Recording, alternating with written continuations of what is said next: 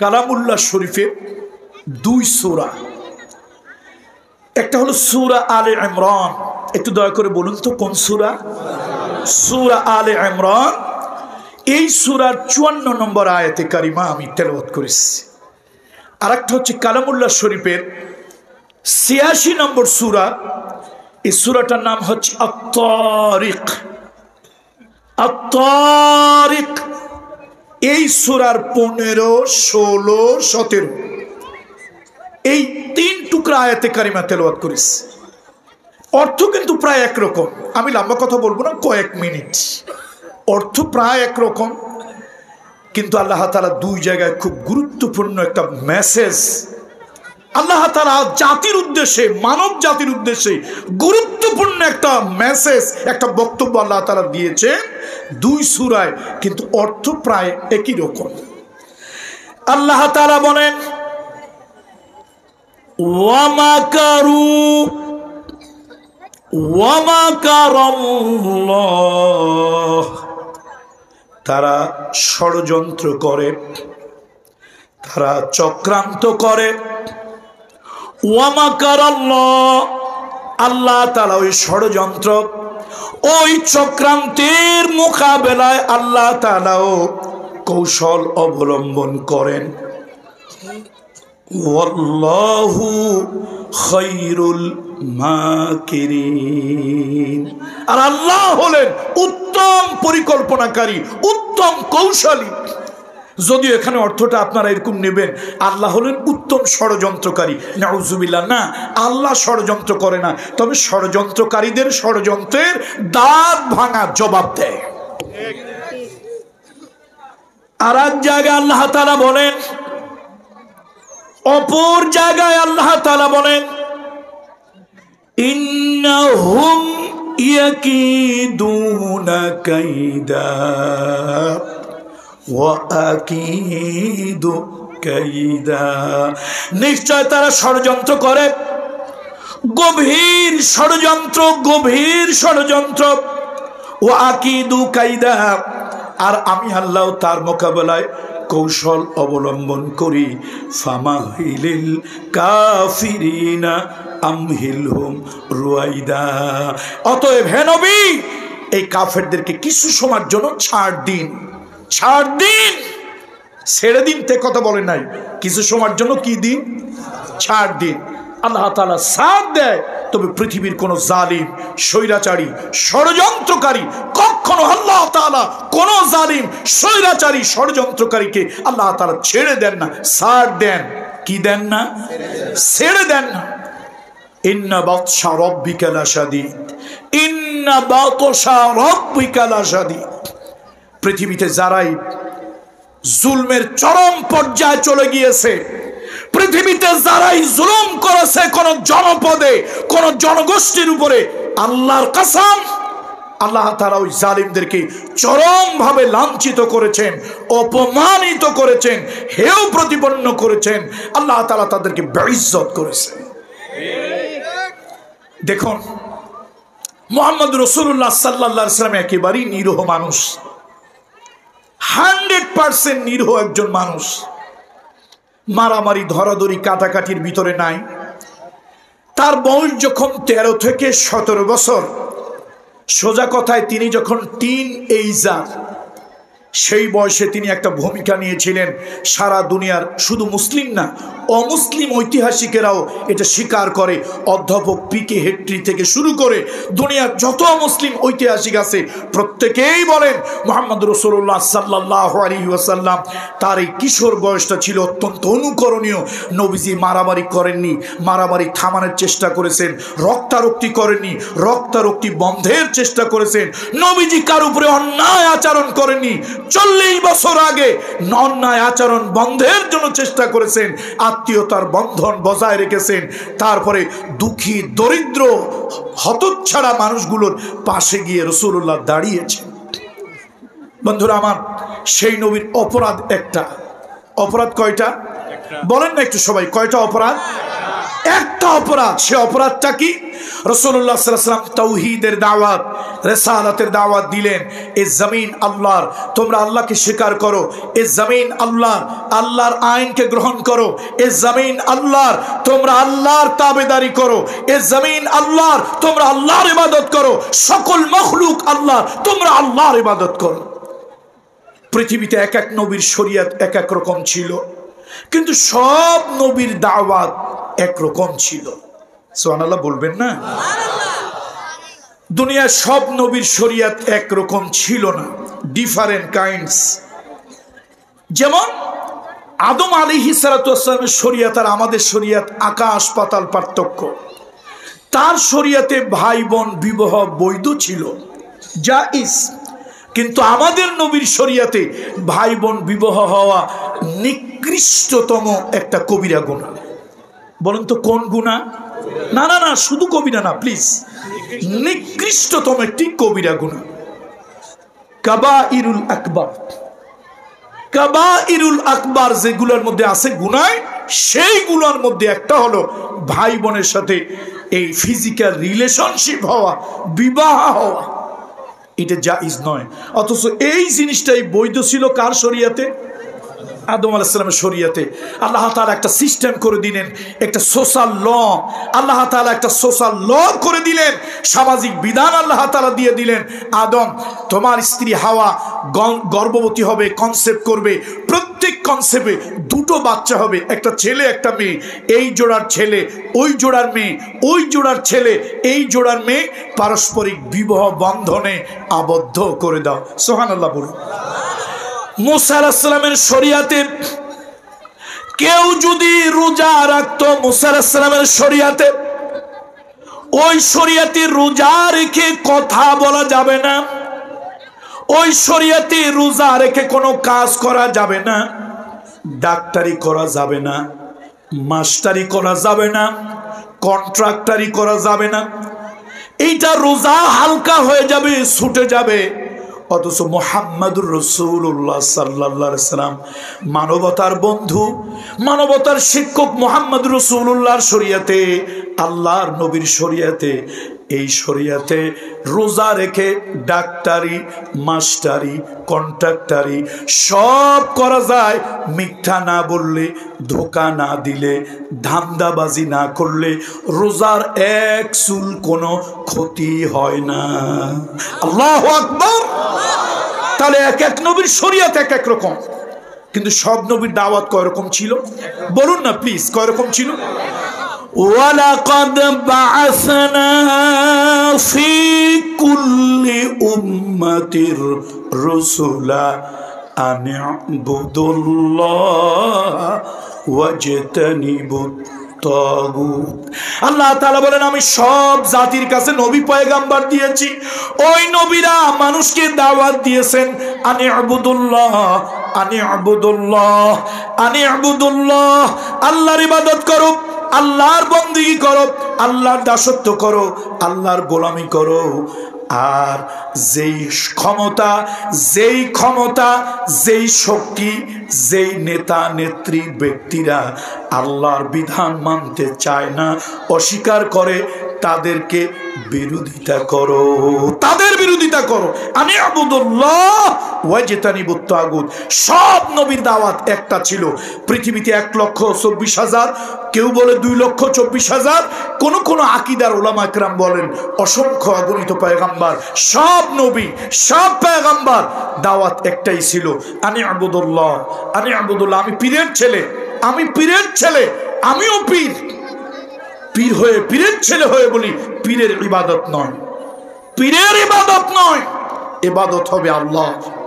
পীরের ইবাদত নয়, পীরের ইবাদত নয়, বাজার মাজারের ইবাদত নয়, নেতা নেত্রীর ইবাদত নয়, শয়তান নফসের ইবাদত নয়, ইবাদত হবে আল্লাহর।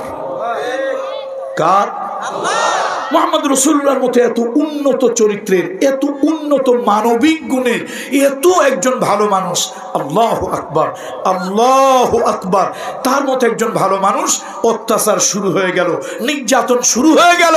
মুহাম্মদ সাল্লাল্লাহু আলাইহি ওয়াসাল্লামকে বলা হলো, তুমি আর এই তাওহীদের দাওয়াত দিতে পারবে না, তাওহীদের দাওয়াত বন্ধ, কোরআনের দাওয়াত বন্ধ।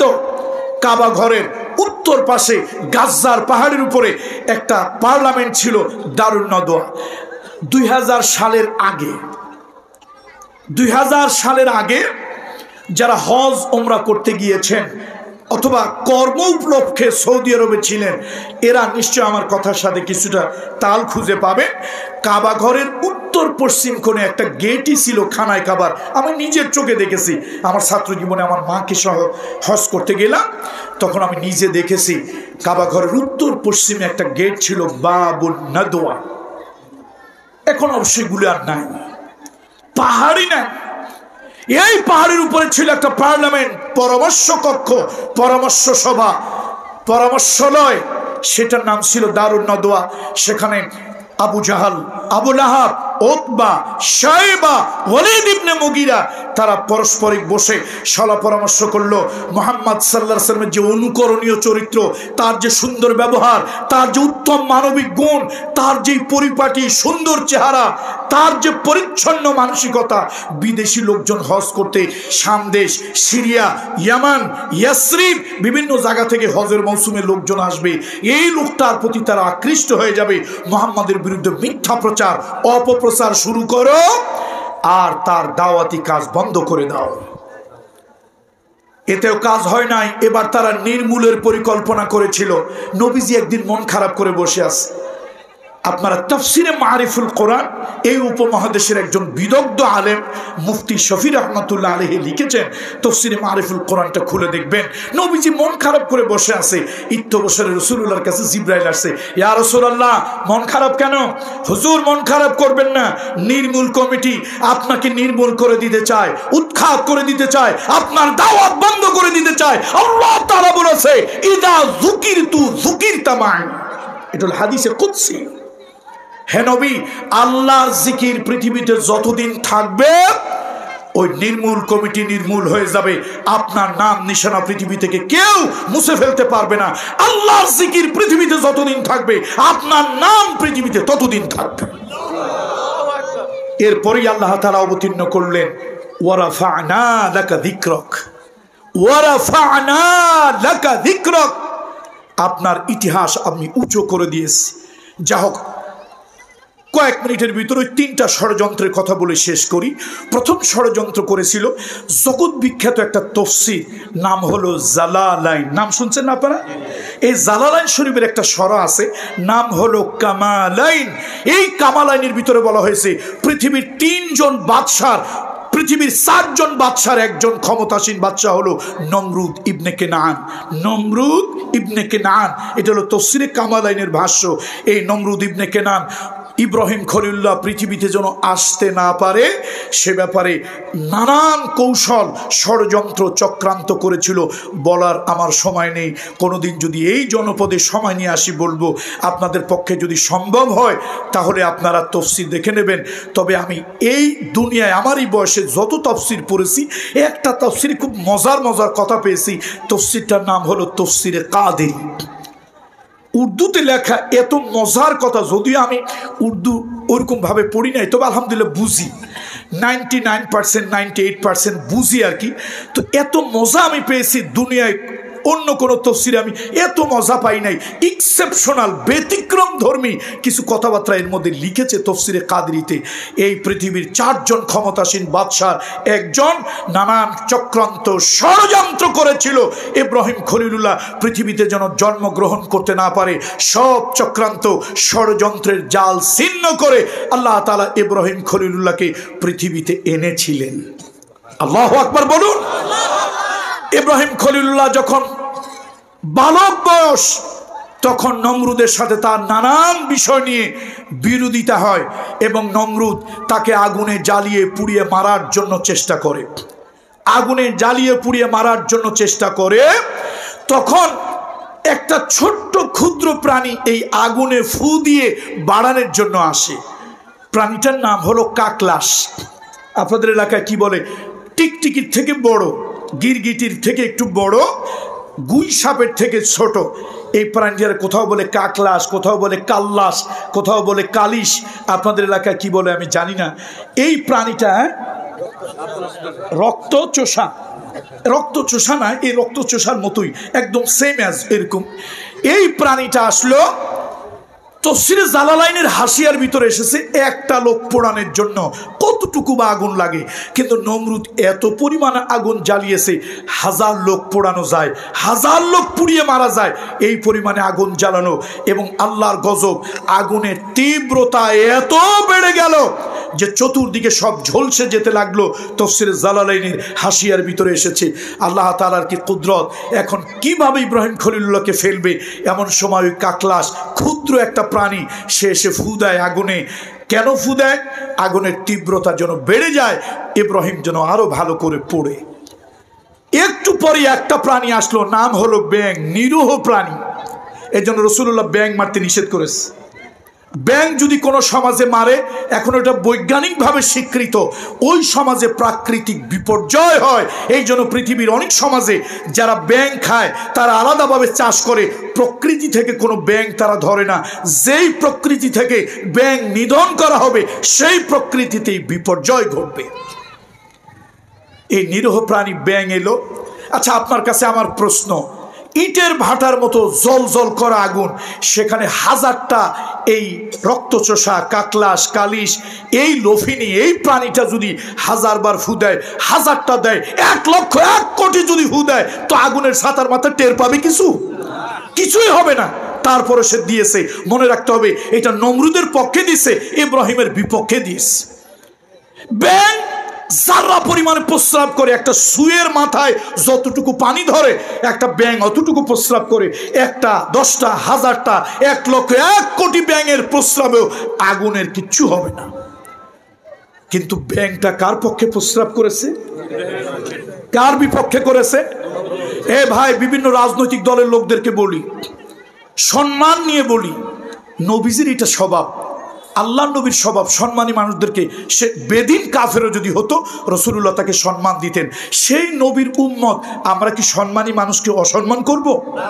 সম্মান দিয়ে আপনাদেরকে বলি, আপনারা যারা পলিটিক্স করেন আপনাদেরকে ইজ্জত দিয়ে সম্মান দিয়ে বলি, শোনেন, কাকলাসের ফুতে কিচ্ছু আসে যায় না, কিন্তু আমার সমাজে মুসলমানের ঘরে এরকম 2-1টা কাকলাসের জন্ম হয়। যখন ইসলামের উপর আঘাত আসে, আলেমদের উপর আঘাত আসে, শরিয়তের উপর আঘাত আসে, হকের উপর আঘাত আসে, এই কাকলাসগুলি ফু দিয়া আগুনকে আরো বাড়াতে চায়। জোরে বলেন ঠিক কিনা?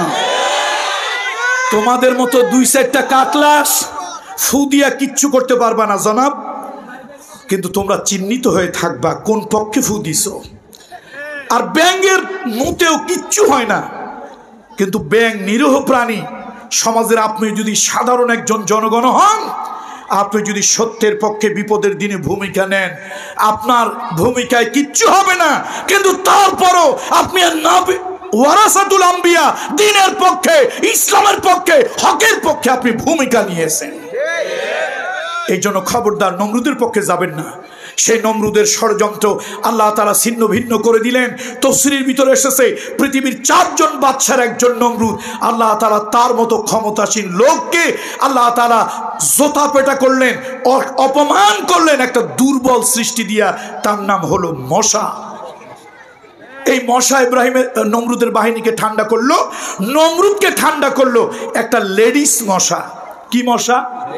এডিস না, এডিস না, মশাটা কি? লেডিস মশা। সেই লেডিস মশার আবার ওলামা ইকরামরা বলেন ঠ্যাং নাকি ভাঙ্গা।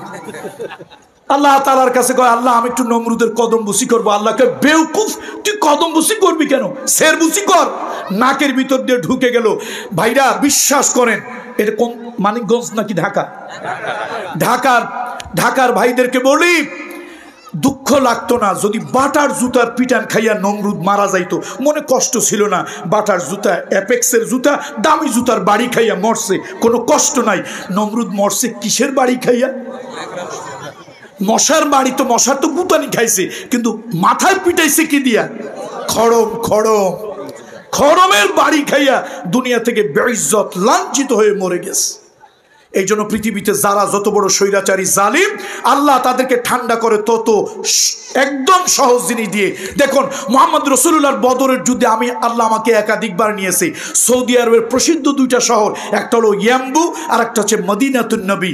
মদিনা শরীফ এবং ইয়াম্বুর মাঝখানে ছোট্ট একটা সিমসাম গোছানো সাজানো গোছানো শহর, নাম হলো বদর। আপনারা সম্ভব হলে যাবেন, একাধিকবার জীবনে আমি গিয়েছি, খুব আবেগপ্রবণ হয়েছি আমার রাসূলুল্লাহ সাল্লাল্লাহু আলাইহি ওয়াসাল্লামের জীবনের প্রথম যুদ্ধের মাঠে গিয়ে। লোকেরা আমাকে দেখিয়েছে এই সেই পাহাড় যেই পাহাড়ে আকাশ থেকে আল্লাহ তাআলা 5000 মালাইকা অবতীর্ণ করেছিল। তাহলে নমরুদকে ঠান্ডা করার জন্য আল্লাহ মালাইকা পাঠায় নাই, ফেরাউনকে আল্লাহ তাআলা ঠান্ডা করেছেন, পানির ভিতরে চুবায় চুবায় মেরেছে।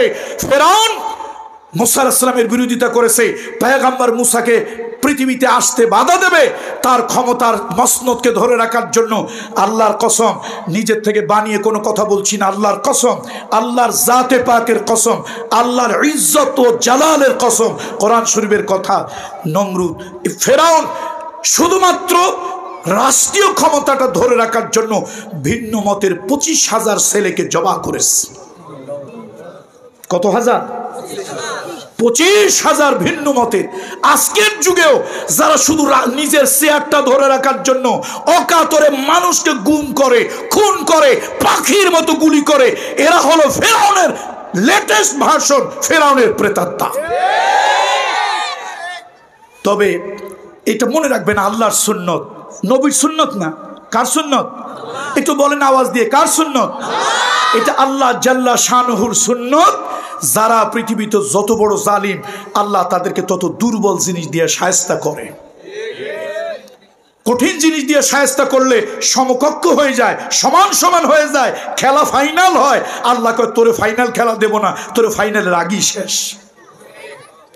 দেখেন আবু জাহাল মুহাম্মদ রাসূলুল্লাহ সাল্লাল্লাহু আলাইহি ওয়াসাল্লামকে নিশ্চিহ্ন করে দেবে, বদরে গেছে। যাওয়ার সময় লোকজন রওনা হয়েছে বদরে।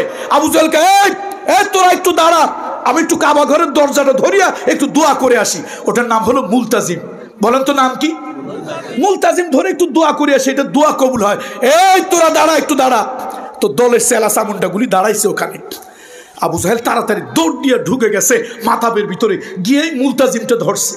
মুলতাজিমটা ধরে আকাশের দিকে তাকায় কয়, এই আরশের মালিক, আমি বাতিলের সাথে যুদ্ধ করতে যাচ্ছি। দেখছেন নি কত বড় হকের ফেরিওয়ালা। আবু জাহেল কয়, কোথায় যাচ্ছি? আমি বাতিলের সাথে যুদ্ধ করতে যাচ্ছি। আমাদের ভিতরে যে বাতিল তাকে তুমি ফয়সালা করে দিও। আল্লাহকে, আবু জাহিল্লা রে, তোর জীবনের কোনো দোয়া কবুল না করলো, আজকের দোয়াটা আরশে আযমে 100% কবুল। কেন? তোর মুখ দিয়ে ফসকে বাড়ি হয়েছে, আল্লাহ যে বাতিল তারে কি করে দিও? আসমানি ফয়সালা করে দিও। আব্দুর রহমান ইবনে আউফ বলেন, বদরের যুদ্ধে আমি একবার আশেপাশে তাকায় দেখি আমার পাশে কোনো বীর পুরুষ নাই, ভালো সুঠামদেহী কোনো যোদ্ধা নাই। ছোট্ট ছোট্ট দুইটা বাচ্চা কিশোর, এরা আমার কাছে এসে মাআজ এবং মুআওয়াজ রাদিয়াল্লাহু তাআলা আনহুমা আমার কাছে এসে বলছে, চাচা, এই আমার নবীরে খুব কষ্ট দিছে, খুব জ্বালাইছে, ইসলামকে অনেক ষড়যন্ত্র করছে। এই আবু জাহিল্লা কই? এই আবু জাহেলটা কই? আব্দুর রহমান ইবনে আউফ বলেন, আমি একটু ভয় পেয়ে গেলাম, আমার পাশে ভালো কোনো যোদ্ধা নাই, যদি ভালো 5টা আক্রমণ হয় আমি একা কেমনে প্রতিহত করব? আর বাচ্চা আছে 2টা, তাও আবার কারে খোঁজে? হাসতেছেন আপনারা, বাস্তব ইতিহাস। তারপরে উনি বললেন, ওই যে দেখো যুদ্ধের মাঠে সবার উপরে যার ঘাড় আর মাথা একদম খুব টল ফিগার, জাইকান্টিক ফিগার, এটা হলো আবু জাহেল। মাআজ আর মুআওয়াজ 2 ভাই তরবারি ভাজতে চলে গেল, নিপুণ ভাবে তরবারি চালাতে কৌশল করে। দেখেন না ফুটবল যারা খেলে কেমনে যেন নিয়ে যায়, ওটা আমাদের মাথায় ধরে না। কেমনে তরবারি ভাজতে চলে গেছে আবু জাহেলের সামনে গিয়ে কয়, আমার নবীরে খুব জ্বালাইছিস, আজকে তোর ফাইনাল খেলা। কোন খেলা? ফাইনাল। তারপরে মাআজের হাতে কোপ দিয়েছে, হাতটা ঝরতেছে, এই বগলের চামড়া একটু ঝুলে আছে, হাতটা কাটা, হাতটা পায়ের নিচে দিয়ে ঝটকা জোরে একটা টান মেরেছে, আর হাতের তরবারি দিয়ে আবু জাহেলের উপর আঘাত করেছে, একটার পরে একটা আঘাত। লানাতুল্লাহি আলাই, আবু জাহেল দুনিয়া থেকে বিদায় হয়ে গেছে। সুতরাং বন্ধুরা আমার, পৃথিবীতে দিনের বিরুদ্ধে, পয়গম্বরের বিরুদ্ধে, সত্যের বিরুদ্ধে যারাই যেখানে ষড়যন্ত্র করেছে, সব ষড়যন্ত্র আল্লাহ তাআলা নস্যাৎ করে দিয়েছে, নস্যাৎ করে দিয়েছে। ভাই, আমি একটা রাজনৈতিক কথা বলি না, আপনারা রাজনৈতিক হলো নিয়েন না, বক্তব্য আমার শেষ। একটা কথা বলি, আমি তো অল্প পড়াশোনা করছি, অত পড়াশোনা করি নাই। পৃথিবীতে 1000 বছরের ভিতরে বলেন তো কয় বছর? সবাই বলেন তো কয় বছর? 1000 বছরের ভিতরে পৃথিবীর ইতিহাসে এরকম ঘটনা আমার জানা মতে পৃথিবীতে দ্বিতীয় নাই। পৃথিবীতে রিভলিউশন হয়েছে, আন্দোলন হয়েছে, গণ অভ্যুত্থান হয়েছে, গণবিপ্লব হয়েছে। পৃথিবীর 1000 বছরের ভিতরে আমার জানা মতে এরকম কোনো আন্দোলন আমি পড়াশোনায় পাই নাই যে দেশের সরকার প্রধান, প্রধানমন্ত্রী, কনস্টিটিউয়েন্সির 350 পার্লামেন্টারিয়ান, এমপি, মন্ত্রী, জাতীয় মসজিদের খতিব সহ 550 থানার ওসি সহ একযোগে পালিয়ে গেছে। পৃথিবীর 1000 বছরের ইতিহাসে এমন ঘটনা আমি দ্বিতীয়টা পাই নাই। কত বছরের ভিতরে? তার কারণ হলো, যেই ষড়যন্ত্র চরম মাত্রায় করে, গুম খুন যারা চরম মাত্রায় করে, আল্লাহ তাআলা দেখেন কত বড় বড় রাজনৈতিক দল চেষ্টা করছে, কাবু করতে পারে নাই। ছাত্র, ছোট্ট ছোট্ট লেদা গুড়া পোলাপান, আপনাদের অঞ্চলে আঞ্চলিক ভাষা কি কয় ছোট ছোট পোলাপানদেরকে? গেদা পোলাপান। এই গেদা পোলাপান এমন ফাইনাল খেলা দেখাইছে, সময় পাইছে কতক্ষণ? মাত্র 45 মিনিট, 45 মিনিটস। সুতরাং ভাই, এটা কাউকে আঘাত করার জন্য নয়, তাদেরকে আল্লাহ সুবুদ্ধি দেখ, তারা রিয়েলাইজ করুক। বলেন আল্লাহুম্মা আমিন।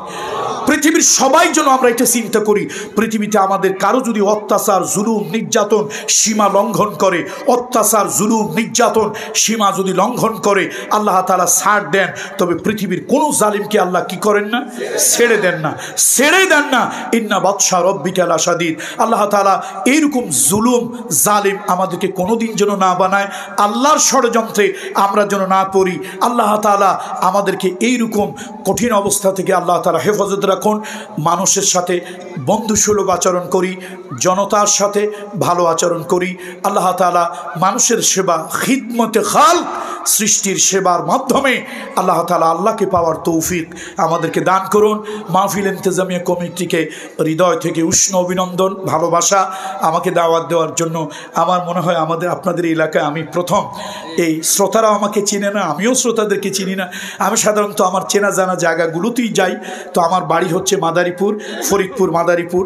আমি টেকেরহাটের মরহুম পীর সাহেব রহমতুল্লাহ আলাইহি, আমি তার একজন অযোগ্য সন্তান। আমি মূলত আমার মূল প্রফেশন হচ্ছে আমি একজন টিচার। আমি 5টা প্রতিষ্ঠান চালাই, স্কুল, কলেজ, মাদ্রাসা, কওমি মাদ্রাসা, আলিয়া মাদ্রাসা। পড়াশোনা করেছি ঢাকা বিশ্ববিদ্যালয়, ঢাকা তামিরুল মিল্লাতে। একটু দিনের কাজ, এই দায়ী হিসাবে দেশ এবং দেশের বাহিরে বাংলা ভাষাভাষী পৃথিবীর বিভিন্ন জনপদে, বিভিন্ন দেশে আছে। আল্লাহ তাআলা আমার মতো একজন লোককে নেয়। আমি চেষ্টা করি আমার অডিয়েন্স, আমার শ্রোতামণ্ডলী আমার থেকে যেন কোরআন হাদিসের কিছু কথা অন্তত নিয়ে যেতে পারে এবং আমল করে তারা যেন ধন্য হতে পারে। তো যুবকদেরকে আমি যেটা বলেছি, প্রথম তারা আজকে একটা ওয়াদা করবে, নামাজের কোনো বিকল্প নাই, নামাজ পড়বো এবং এটা নিয়ত করে ফেলবো। ইংরেজিতে একটা প্রবাদ আছে, নাও অর নেভার, হয় এখনই, না হয় কখনই না। কালকে পড়বো, পরশুদিন পড়বো, রাঙ্গা শুক্রবার পড়বো, তারপরে মঙ্গলবার পড়বো, এইগুলো না। এক্ষুনি আজকেই নিয়াত নামাজ পড়বো। আর মা বাপের খিদমত করব, বড়দেরকে দেখলে সম্মান করব। একজন হিন্দু হোক, বৌদ্ধ হোক, খ্রিস্টান হোক, মানুষকে মানুষ হিসাবে মূল্যায়ন করব। আল্লাহ তাআলা কোরআনুল কারীমে বলেছেন, ইন্নাল্লাহা ইয়া'মুরু বিল আদলি ওয়াল ইহসান। আল্লাহ তাআলা সুবিচার, ন্যায় বিচার, ইনসাফ করার জন্য বলেছেন, ইহসান করার জন্য বলেছেন। আপনি গাড়িতে যাচ্ছেন, ঢাকা যাচ্ছেন, সব সিটগুলি বোঝাই। আপনার পাশে দেখতেছেন একটা গর্ভবতী মহিলা দাঁড়িয়ে আছে, মহিলার হাতে শাখা পড়া, কপালে সিঁদুর। এই শাখার সিঁদুর দেখে আপনি বুঝে নিয়েছেন মহিলাটা কোন ধর্মাবলম্বী? হিন্দু ধর্মাবলম্বী। হিন্দু হোক। এখন তার পরিচয় সে হিন্দু না, তার পরিচয় সে মানুষ, তার পরিচয় সে একজন গর্ভবতী মা। দেখেন আল্লাহর কোরআন বলেছে, আল্লাহ বলেছে, আপনারা জুমার নামাজ যারা পড়তে যান, প্রত্যেক মসজিদে এই আয়াতটা প্রত্যেক জুমায় পড়ে, ইন্নাল্লাহা ইয়া'মুরু বিল আদলি ওয়াল ইহসান ওয়া ইতা'i যিল কুরবা ওয়া ইয়ানহা আনিল ফাহশাই ওয়াল মুনকারি ওয়াল বাগি। এই যে আল্লাহ তাআলা আল্লাহ বলেছেন, আল্লাহ কোন হুজুর, কোন মৌলবী, কোন মুন্সি, কোন দল, কোন নেতা, কোন নেত্রী বলেনি, আল্লাহ বলেছে ইহসান করো। তার হাতে শাখা হোক, কপালে সিঁদুর হোক, সে হিন্দু হোক, সে মা, সে মানুষ, কোন সিট খালি নাই। তুমি ওঠো, তোমার বিবেককে জাগ্রত করো, তুমি ওঠো, উঠে ওই মাকে একটু বসতে দাও। আল্লাহ বলেন, কোরআন বলে, আল্লাহ বলেন তুমি ইহসান করেছো। তুমি কি করেছো? ইহসান করেছো। আল্লাহ আবার আপনাকে শোনায় দিল, ইন্নাল্লাহা ইউহিব্বুল মুহসিনিন। এরকম ইহসান যদি কেউ কার উপরে করে, আমি আরশের মালিক তারে ভালোবাসি। সুতরাং মানবতা বোধ জাগ্রত করবেন যুবকেরা, হিন্দু হোক, বৌদ্ধ হোক, খ্রিস্টান হোক, বয়স্ক একটা মানুষকে সম্মান দেখাবেন, ছোটদেরকে স্নেহ করবেন, নিজের দলের হোক আর এক দলের হোক, মানবতা বোধকে জাগ্রত করবেন, বাবা মার খিদমত করবেন। খবরদার সন্ত্রাসবাদ, সাদাবাজ, হাইজ্যাক, ছিনতাই, মাদক এগুলোর মধ্যে যাবেন না। আবার আমি আপনাদের অতিথিবৃন্দকে, আজকের মাহফিলের সভাপতি, প্রধান অতিথি, বিশেষ অতিথিবৃন্দ এবং অডিয়েন্সে যে সকল ওলামা একরামরা বসে আছেন, আমার মাথার তাজ আপনারা, আল্লাহ আপনাদের সকলকে আরও বেশি সম্মানিত করুন। আল্লাহ তাআলা আপনাদেরকে দীর্ঘ সুস্থ নেক হায়াত দান করুন। হায়াতে বেঁচে থাকলে জীবন চলার পথে আবার কোনো দিন